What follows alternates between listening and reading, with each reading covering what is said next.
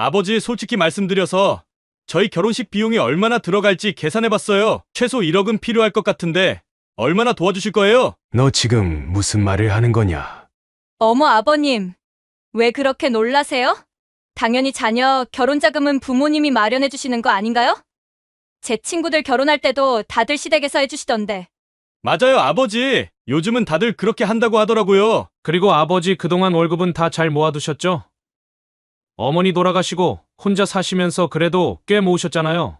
돈 얘기가 나온 김에 여쭤보는 건데요, 아버님. 퇴직금은 따로 보관해 두셨죠? 저희가 결혼하고 나면 아버님 모시고 살아야 할 텐데 아버님 용돈이랑 병원비도 생각해야 해서요. 더 이상 말하지 마라. 아버지, 왜 그러세요? 자식된 도리로 당연히 여쭤봐야 하는 거 아니에요? 당연하다고. 나한테 돈 맡겨놓은 거라도 있니? 안녕하세요. 저는 올해 72의 김철수입니다. 오늘 이 자리에서 제가 들려드릴 이야기는 제 아들과 예비 며느리와의 가슴 아픈 이야기입니다.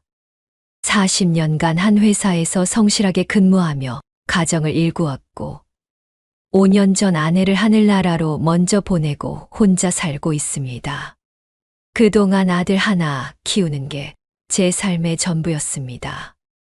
허나 이제는 그 아들이 저를 어떻게 대하는지 그 이야기를 들려드리고자 합니다.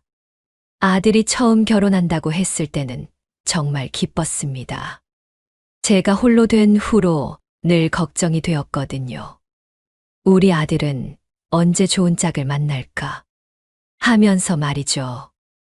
그런데 그날 아들과 예비 며느리가 저를 찾아왔을 때 제 가슴 속에 품었던 기쁨은 순식간에 무너져 내렸습니다.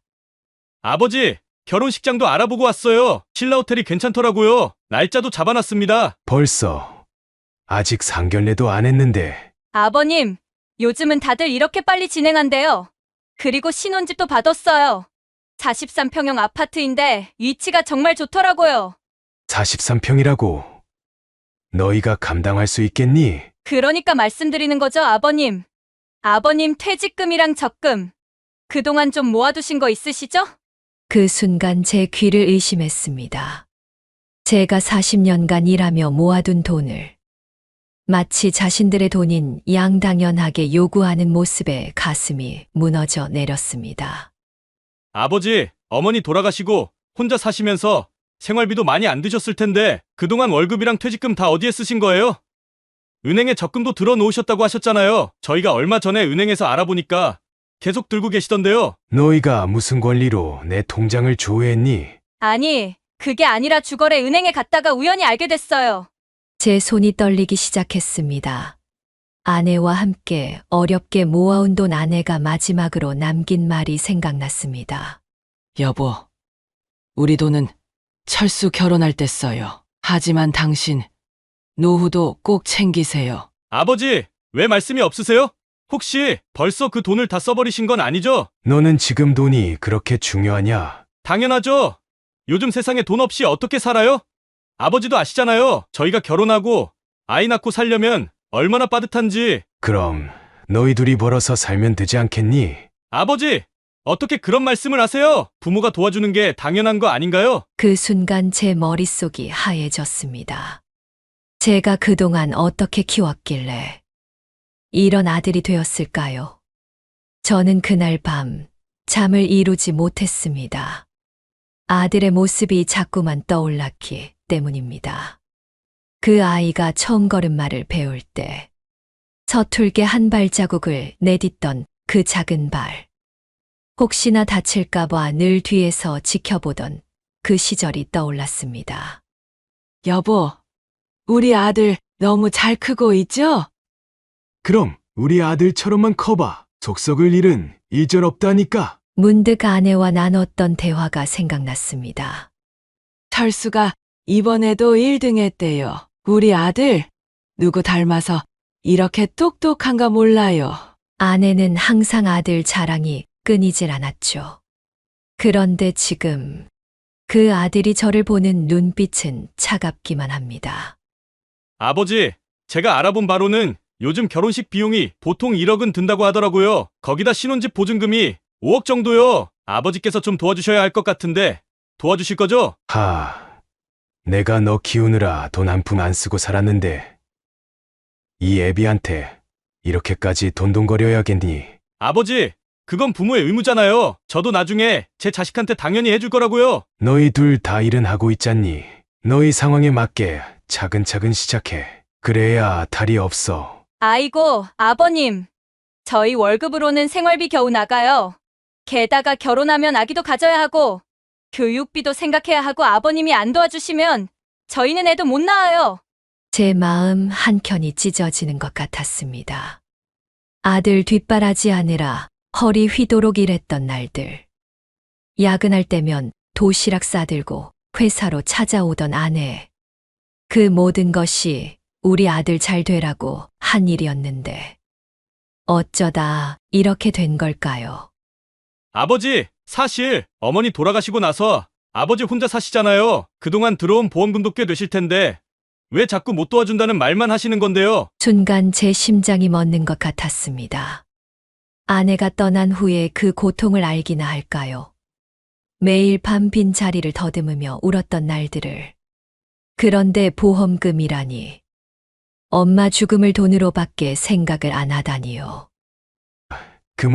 그만해라. 아버님, 저희가 신뢰가 될 수 있지만 어머님이 살아계셨으면 분명 저희 앞날을 위해서 도와주라고 하셨을 거예요. 나가라! 네, 당장 나가! 처음으로 아들 앞에서 목소리를 높였습니다. 떨리는 손으로 방문을 가리키는데 눈물이 앞을 가렸습니다. 아버지, 진정하시고 우리 차근차근 얘기해보자고요. 더 이상 듣고 싶지 않다! 나가라! 그들이 나간 후 저는 아내의 영정사진 앞에 무릎을 꿇었습니다. 여보, 내가 뭘 잘못한 걸까요? 우리 아들을 어떻게 이렇게 키웠길래 이렇게 되어버렸을까? 하며 하염없이 눈물을 흘렸습니다.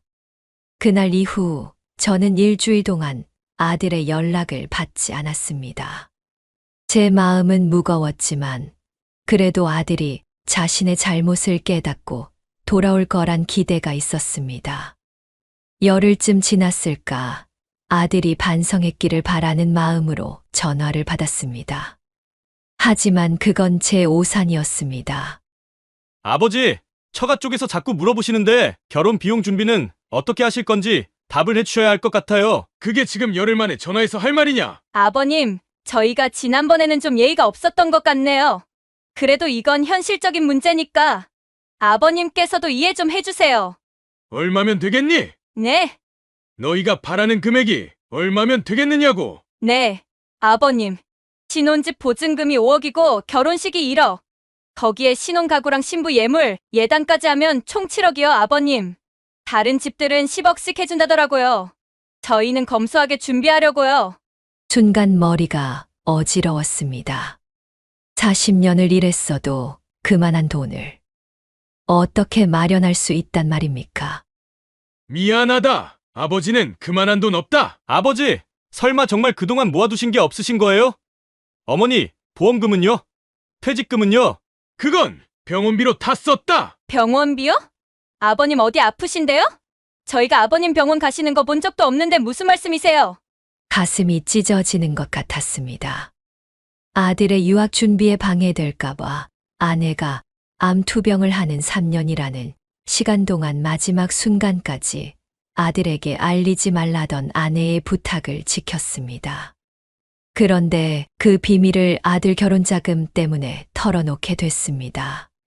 철수야, 내 어머니가 3년간 암 투병하다 힘들게 돌아가셨다. 아버지도 참, 어머니가 그렇게 아프셨으면 저한테 말을 하셨어야죠. 그래도 마지막에 편히 눈 감고 가셨으니 그걸로 됐습니다. 그래서 지금 그 보험금을 다 병원비로 써버리신 거예요. 너는 지금 그게 할 소리냐? 오빠 가만히 있어봐. 아버님, 정 안 되시면 아버님 명의로 대출이라도 받아주시면 안 돼요? 이제 제발 그만해라! 아버지, 도대체 왜 이러세요? 자식 결혼 한번 제대로 시켜두시는 게 그렇게 힘드신 일입니까? 그 순간 제 눈앞이 캄캄해졌습니다. 쓰러지듯 소파에 주저앉았습니다.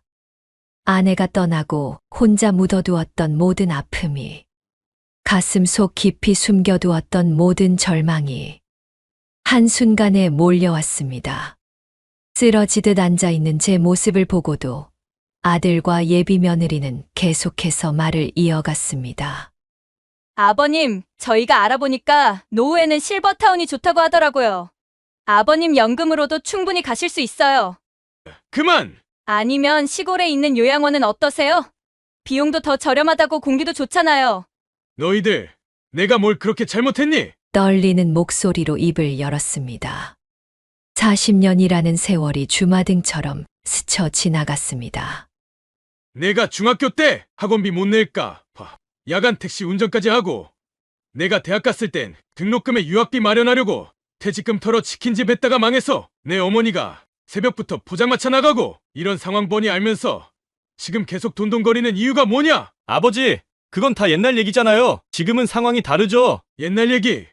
그래, 너한테는 다 옛날 얘기겠지. 내가 유학 가고 싶다고 했을 때 내 어머니가 암 진단 받고도 끝까지 너한테 말하지 말자고 그렇게 혼자 고통스러워하다 떠났는데, 널 위해서라면 뭐든 할 수 있다고 그렇게 말하던 내 어머니가 마지막까지도 내 걱정뿐이었는데 너는 편히 가셨으니 됐다. 그게 아들로서 할 수 있는 말이냐? 눈물이 하염없이 흘러내렸습니다. 저도 모르게 손이 떨려왔습니다. 돈이 그렇게 중요하니? 내 어머니의 사랑도 내 마음도 다 돈으로만 보이니? 아버지, 그게 너희 결혼 축하한다. 하지만 나한테 더 이상 기대하지 마라. 내가 가진 거라곤 이 늙은 몸뿐이구나. 천천히 일어나 방으로 들어가려는 제 등 뒤로 예비 며느리의 날카로운 목소리가 들려왔습니다. 역시 이러실 줄 알았어. 오빠, 우리 그냥 둘이 살면서 맞벌이 하는 게 나을 것 같아. 아버님 모시고 살면 우리도 노후 준비 못해. 그 말은 마치 날카로운 칼날처럼 제 가슴을 파고들었습니다. 돈이 없으면 부모도 아니랍니까? 돈이 없으면 이런 취급을 받아도 되는 거랍니까? 그날 이후 저는 큰 결심을 했습니다.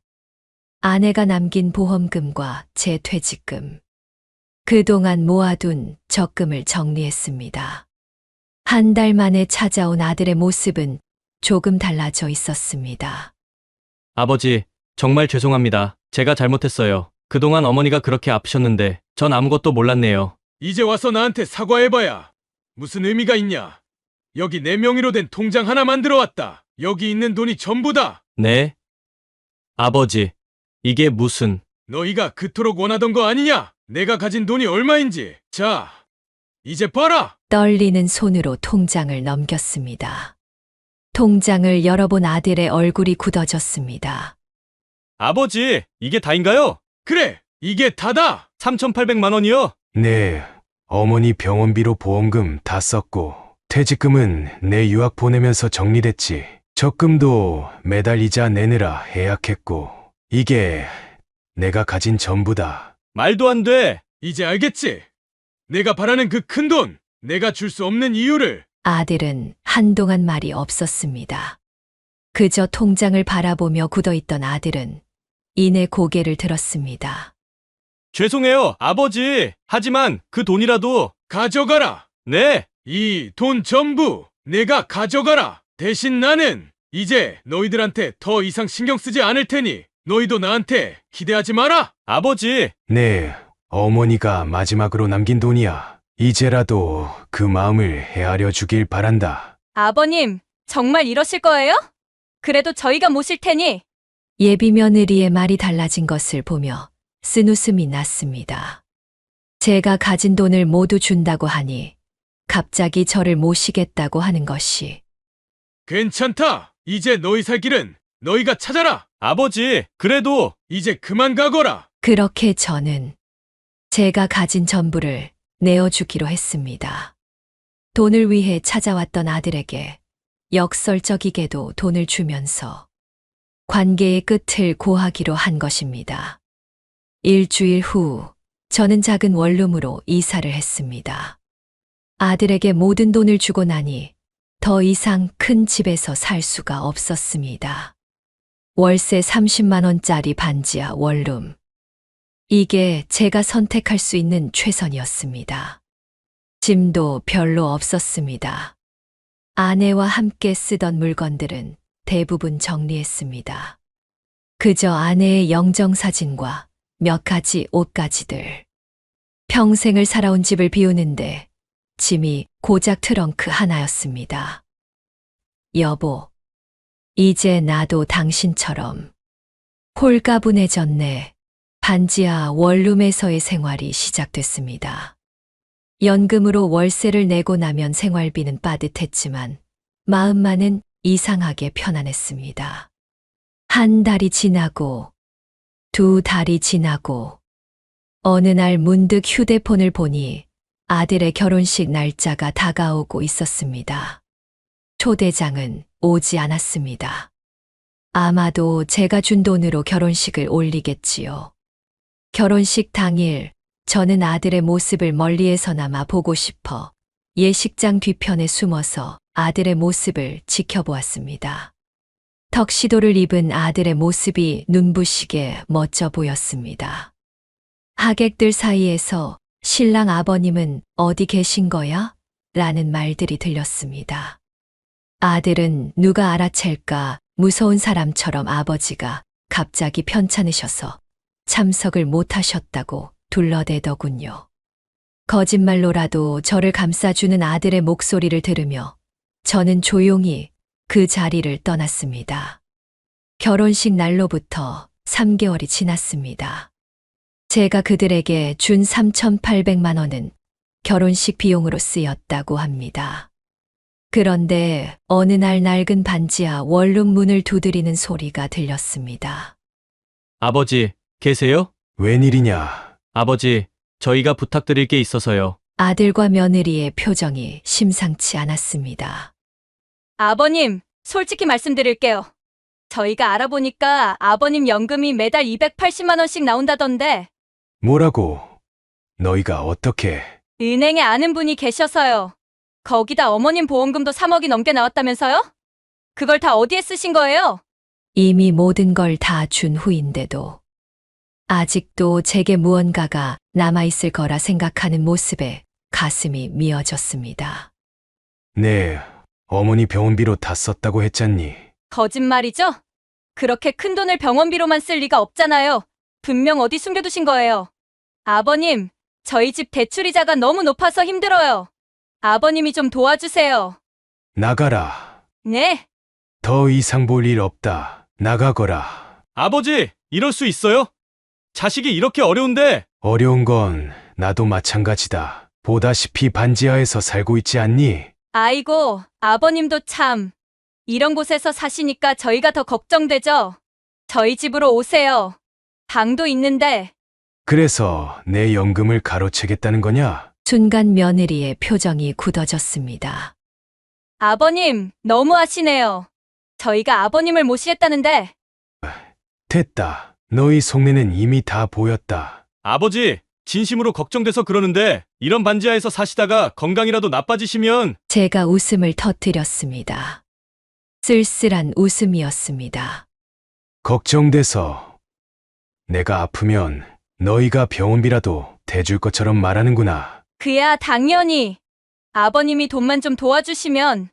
내 통장 정리해서 너희 준 게 얼마지? 3,800만 원이었나? 그건 결혼식 비용으로 다 들어갔잖아요. 게다가 그 정도 금액이면 요즘 뭐하고 말고 할 것도 없다고요. 네, 어머니 암 투병할 때 그 3년 동안 내가 얼마나 많은 돈을 썼는지 아니? 항암 치료비에, 병원비에, 한약값에 그래도 살려보고 싶어서 미국 가서 치료받자고 했더니 내가 유학갈 돈 아끼라고 그렇게 말리시던 내 어머니다. 아버지, 그건 이제 와서 뭘 더 바라는 거냐? 내가 가진 거라곤 이 몸뚱이 하나뿐인데. 아버님, 그래도 매달 280만 원씩 연금이 나온다면서요? 그 정도면 충분해요. 저희가 계산해봤어요. 아버님이 저희 집에 오시면 방 한 칸에 생활비도 같이 쓰고 그러면 연금은 저희가 관리해드릴 수 있잖아요? 순간 머리끝까지 화가 치밀었습니다. 너희들 내가 그렇게 만만하냐? 내 통장 조회하고 보험금 알아보고 연금까지 계산하고 이제는 아예 내 돈을 관리하겠다고? 아니, 그게 아니라 나가라. 다시는 오지 마라. 이제 너희는 내 자식이 아니다. 아버지, 너무하십니다. 자식이 잘못되는 꼴을 보고도 모른 척 하시겠다는 거예요? 잘못된 건 내 마음이다. 돈이 그렇게 중요하더냐? 아버님, 마지막으로 한 번만 더 생각해 보세요. 저희가 아버님 모실게요. 너희가 나가지 않겠다면 내가 나가겠다. 천천히 일어나 현관으로 향했습니다. 그때 며느리의 날카로운 목소리가 들려왔습니다. 당신 아버님 진짜 우리 완전히 무시하네? 오빠, 이제 와서 효도 같은 거 생각할 필요 없어. 우리끼리 살자. 창밖으로 비가 내리던 그날 이후 저는 휴대폰 번호를 바꾸었습니다. 더 이상의 연락도 만남도 필요 없다고 생각했기 때문입니다. 반지하 원룸에서의 생활. 처음에는 힘들었지만 이제는 나름의 행복을 찾았습니다. 아침 일찍 동네 공원에서 태극권을 배우기 시작했고 근처 복지관에서 컴퓨터도 배우고 있습니다. 김철수 씨, 오늘은 일찍 오셨네요? 네. 오늘은 일찍 나와서 산책도 하고 싶어서요. 복지관에서 만난 친구들과 이야기를 나누다 보면 제 처지가 저만의 것이 아니란 걸 알게 됩니다. 저도 비슷한 일 겪었어요. 큰 아들이 지 아들 결혼시켜준다고 제 집을 팔아달라더군요. 맞아요. 요즘 자식들은 부모를 돈줄로만 여기는 것 같아요. 우리는 서로의 아픔을 보듬어주며 새로운 가족이 되어가고 있었습니다. 철수 씨, 이번 주말에 우리 산행 가는데 같이 가실래요? 좋죠. 제가 김밥 싸올게요. 어느 날은 복지관 선생님께서 저를 따로 불러 세우셨습니다. 어르신, 요즘 글쓰기 수업에서 쓰시는 글들이 참 좋으세요. 이런 걸 모아서 책으로 내보시는 건 어떠세요? 제가요. 그저 서툰 글인데. 아니에요. 어르신의 이야기가 많은 분들에게 위로가 될 거예요. 그렇게 저는 새로운 꿈을 가지게 되었습니다. 비록 늦은 나이지만 제 이야기로 누군가에게 힘이 되고 싶었습니다. 여보, 당신 보고 있소. 이제는 내가 비로소 행복한 것 같구려. 매일 밤 아내의 영정사진 앞에서 오늘 하루를 이야기합니다. 때로는 눈물이 나지만 이제는 미소 지을 수 있습니다. 그러던 어느 날 동네 슈퍼에 들렀다. 우연히 아들 이야기를 전해 들었습니다. 아드님이 이사 가셨다면서요? 강남에서 살다가 전셋값 못 구해서 어디 시골로 내려갔다고 하던데. 그래요. 그런 일이 있었나 보네요. 담담하게 대답했지만 마음 한켠이 아려왔습니다. 나중에 알게 된 이야기로는 아들과 며느리가 무리한 대출을 받아 산 집의 이자를 감당하지 못했다고 합니다. 아니, 저 집 며느리가 시아버지 모시고 살면서 연금으로 대출금 갚으려고 했는데 시아버지가 완강하게 거절하셨나 봐. 그래서 대출이자 감당도 못하고 다른 데로 이사 간다던데. 동네 사람들 사이에 떠도는 아들의 소식을 전해 들으며 제 선택이 옳았음을 다시 한번 확신했습니다. 여보, 우리 아들이 결국 돈 때문에 무너졌구려. 내가 막았어야 했는데. 하지만 이제는 제 삶에 새로운 희망이 생겼습니다. 복지관에서 시작한 글쓰기가 제 인생의 새로운 전환점이 된 것입니다. 김철수 어르신, 이번에 쓰신 수필이 노인문학상에 입선했습니다. 뜻밖의 소식에 눈시울이 붉어졌습니다. 제 이야기가 누군가에게 닿을 수 있다는 사실이 그저 감격스러웠습니다. 축하드립니다. 이제 정식으로 작가가 되신 거예요? 상금으로 받은 50만 원으로 저는 작은 기부를 했습니다. 복지관의 어려운 어르신들을 위해 쌀 몇 포대를 전달했습니다. 아이고 철수 씨 이런 걸 왜 하셨어요? 저보다 더 어려우신 분들이 계시잖아요. 돈은 나눌 때 가치가 있는 것 같아요. 아이러니하게도 모든 걸 잃고 나서야 제가 진정으로 부자가 된 것 같습니다. 물질적으로는 가난하지만 마음만큼은 그 어느 때보다 풍요로워졌으니까요. 어제는 복지관 친구들과 함께 장수 사진을 찍었습니다. 철수 씨, 이거 꼭 필요할까요? 그럼요. 우리 나이에는 미리미리 준비해야죠. 장수 사진을 찍으며 문득 생각났습니다. 이제는 제가 떠나더라도 후회는 없을 것 같다고. 그렇게 2년의 시간이 흘렀습니다. 제 수필은 이제 지역신문에도 실리게 되었고, 복지관에서는 제가 글쓰기를 가르치는 선생님이 되었습니다. 선생님, 저도 아들한테 비슷한 일을 겪었어요. 어떻게 이겨내셨어요? 돈의 노예가 되지 않는 게 중요해요. 제가 그걸 깨닫는데 평생이 걸렸네요. 어느 날 복지관 관장님께서 저를 찾아오셨습니다. 어르신, 좋은 소식이 있습니다. 어르신의 사연을 라디오에서 다루고 싶다고 하네요. 제 이야기가 방송에 나가도 될까요? 많은 분들에게 위로와 용기가 될 거예요. 그 즈음 동네 슈퍼에서 또 한 번 소식을 들었습니다. 아드님이 이혼하셨다면서요? 결혼한 지 3년 만에 며느님이 빚 때문에 견디지 못하고 나가셨다고. 참 안타깝네요. 가슴 한켠이 아려왔지만 이제는 담담히 받아들일 수 있었습니다. 인생이란 참 묘한 것 같아요. 제가 모든 걸 잃고 나서야 진정한 행복을 찾았으니까요. 복지관 수업이 끝난 후 저는 아내의 영정사진 앞에 앉아 중얼거렸습니다. 여보, 우리 아들이 이제야 당신이 늘 말하던 걸 깨달았을까? 돈보다 소중한 게 있다는 걸 말이오. 라고요. 창밖으로 저녁 노을이 물들어갑니다. 작은 반지하 방이지만 이제는 이곳이 제 작은 천국입니다. 매주 화요일 저는 복지관에서 행복한 노후 글쓰기 수업을 진행합니다. 수업을 마치며 늘 하는 말이 있습니다. 진정한 부자는 돈이 아닌 마음이 풍요로운 사람입니다. 여러분의 이야기를 글로 남기세요. 그것이 우리의 진정한 유산이 될 테니까요. 얼마 전 제 수필집이 출간되었습니다. 반지하의 행복이라는 제목으로.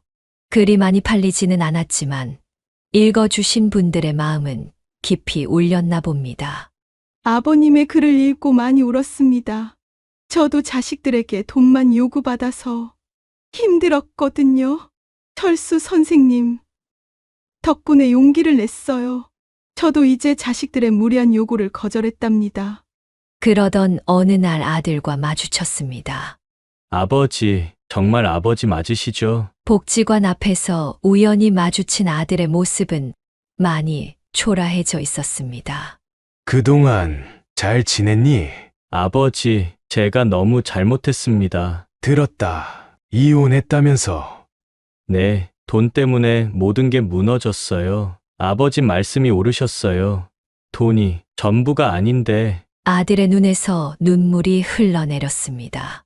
이제야 깨달았구나. 아버지, 용서해 주세요. 그날 저녁 오랜만에 아들과 소주 한 잔을 했습니다. 이제 어떻게 살 생각이니? 시골에 있는 작은 회사에 취직했어요. 다시 시작하려고요.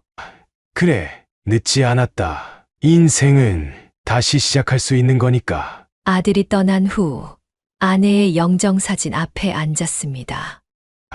여보, 우리 아들이 이제야 진짜 어른이 된 것 같소. 돈보다 소중한 게 뭔지 이제야 알게 된 것 같아 마음이 놓이오.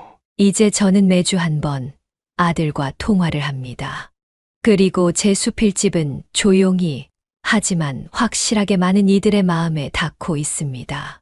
행복은 결국 돈이 아닌 마음의 풍요에 있다는 것을 제 인생을 통해 깨달았습니다.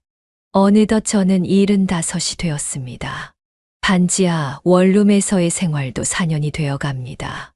얼마 전에는 제 2번째 수필집이 나왔습니다. 이번에는 더 많은 분들이 읽어주셨고, 이제는 전국의 복지관에서 강연 요청도 옵니다. 아버지, 이제는 제가 모시고 살겠습니다. 아들이 이렇게 말할 때마다 저는 미소를 짓습니다. 난 여기가 좋다. 이곳에서 찾은 행복이 있으니까. 돈이라는 것은 참 이상하지요. 그것을 쫓을 때는 행복이 멀어지고 그것을 내려놓으니 오히려 마음이 더 부자가 되었습니다. 이제 저는 압니다. 진정한 노후의 행복이란 돈이 아닌 마음의 풍요에서 온다는 것을. 오늘도 힘든 하루를 보내고 계신 분들이 계시다면 김철수 어르신의 이야기가 작은 위로가 되었기를 바랍니다. 오늘도 귀한 시간 내어 시청해 주셔서 감사합니다. 구독과 좋아요는 저희에게 큰 힘이 됩니다. 오늘도 알림 설정도 해두시면 다음 이야기도 가장 먼저 만나보실 수 있습니다. 세월이 준 선물, 당신의 이야기를 전하는 세월의 지혜였습니다. 고맙습니다.